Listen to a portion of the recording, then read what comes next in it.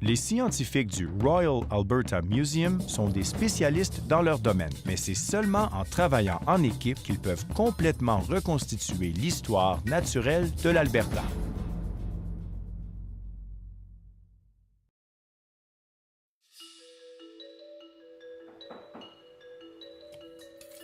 Hey Chris, entre. Comment ça va? Pas mal. Et toi, la vie? Bien. J'ai reçu quelques prélèvements des sédiments de la grotte que j'ai visitée au printemps dernier. Oh, le truc de Jasper. Oui. D'accord. Eh bien, il y a du matériel végétal et quelques graines. Oh, de mystérieuses graines. On y jette un coup d'œil? Bien sûr. Mon domaine spécifique, les milieux quaternaires, se base sur l'étude des pollens et des graines. La plupart de ceux-ci se déposent au fond des lacs et dans les zones humides.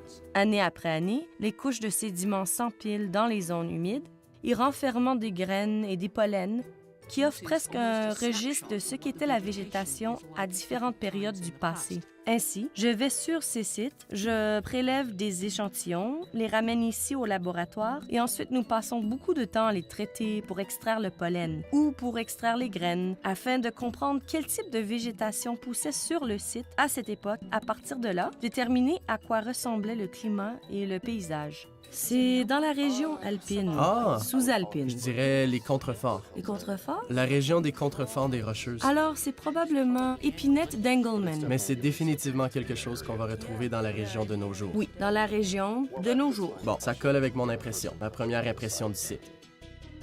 Les paléontologues du Quaternaire étudient ces fossiles datant de l'ère glaciaire. Je me concentre spécifiquement sur la faune, que ce soit les oiseaux, les mammifères ou les escargots.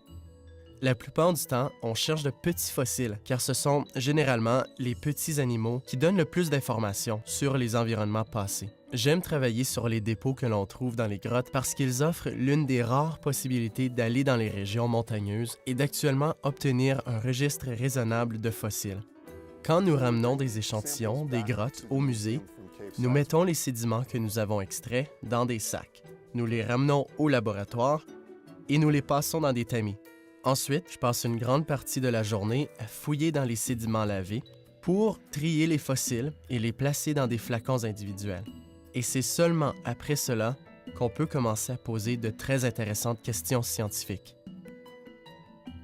Pendant que vous êtes là, pouvez-vous jeter un coup d'œil à ceci pour moi? Certainement. C'est une dent provenant du site Fletcher, le site des plaines. Qu'est-ce que vous en pensez? Je pense que c'est probablement un cervidé. C'est une molaire à couronne haute, c'est d'une bonne taille. Ça pourrait être un cerf de Virginie ou un cerf mulet. Ce sont des mastiqueurs. Ils aiment les arbustes. Oui. Ainsi, cela me dit qu'il y avait de toute évidence des arbustes et quelques arbres dans les environs, parce qu'il n'y a rien, vraiment rien d'autre dans les graines répertoriées qui me suggère cela. Oh, d'accord. Donc, c'est une autre information écologique que je n'avais pas. Si vous regardez le site actuellement, et c'est tout près de Tabor, et que vous sortez dehors, ce que vous voyez, ce sont des plaines, sans un arbre, sur des milles. Mais ce que nous disent les graines, c'est qu'il y a 9000 ans, il y avait un très grand lac sur ce lieu. C'était de l'eau douce, et il devait y avoir des arbres et des arbustes autour, parce qu'il y a évidence dans les débris de ce site de choses comme des cervidés. Cela nous dit qu'il y a une énorme différence entre ce que nous voyons aujourd'hui et ce que l'on voyait il y a 9000 ans.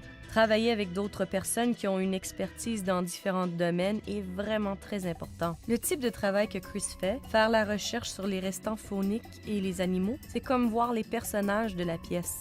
D'autres personnes montent le décor dans lequel ces animaux vivaient. Ils recréent le paysage.